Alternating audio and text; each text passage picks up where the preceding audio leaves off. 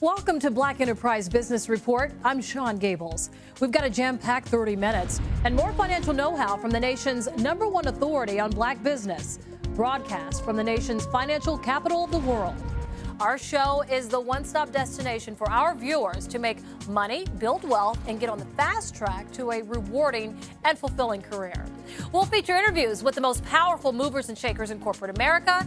We'll discover cutting-edge entrepreneurs. But first, let's take a look at some of our power players. You know, we're proud that we are, one of the most profitable franchises that's out there.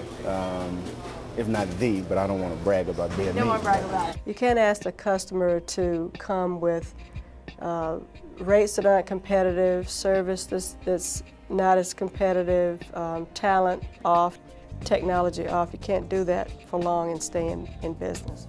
Now, what gave you the courage to walk away from a high-paying job in corporate America? Yeah, what gave you the courage to walk away? I only worked for 3 Fortune 500 companies. There were 497 others that I could go to work for if I didn't succeed in running this company called Mays Chemical. They said I was crazy, okay? But you have to be willing to take a risk. When an opportunity knocks on your door, you must be ready. You cannot use racism, discrimination, and the white man as an excuse not to educate yourself. Even when I'm introduced or I do interviews, oh, you're the first black woman billionaire and everything. I said, would you just stop saying that?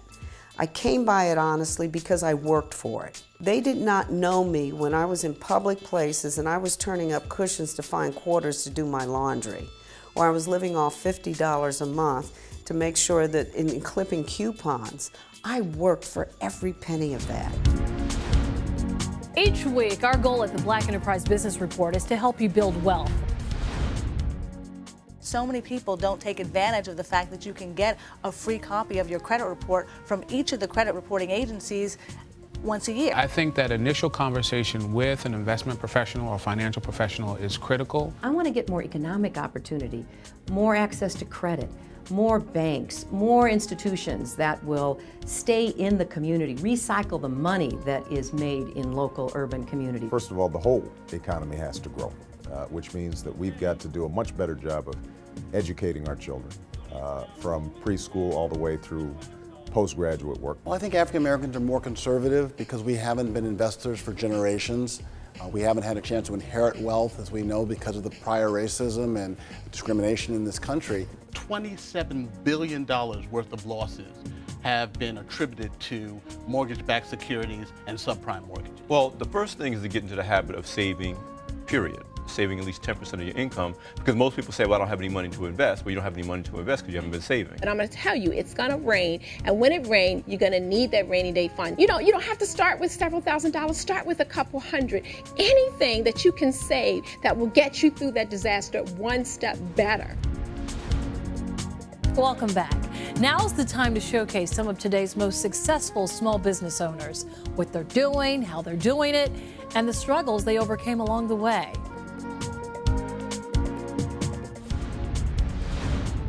If you want to get into comic books to make money, it's really hard. But if you're in it for the long haul and you have a business plan which says comics, movies, television, ancillaries, you can do pretty well.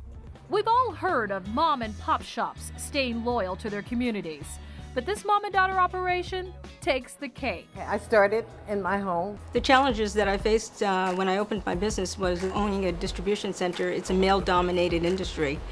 And it had never had a woman-owned distribution center, let alone a black woman-owned. For filmmakers, it's still a hustle. It's still, you have to go from one film to next film. No matter if your last film did $100 million, you still have to go pitch that next film. I try to dream bigger, because that's what you're supposed to do, right? You reach a goal, you're supposed to reach higher.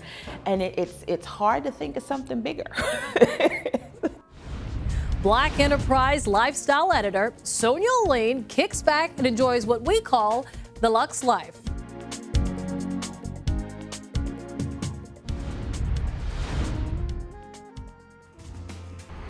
If you want to drive around town in style, nothing says you have it like arriving at your next appointment in this Lamborghini.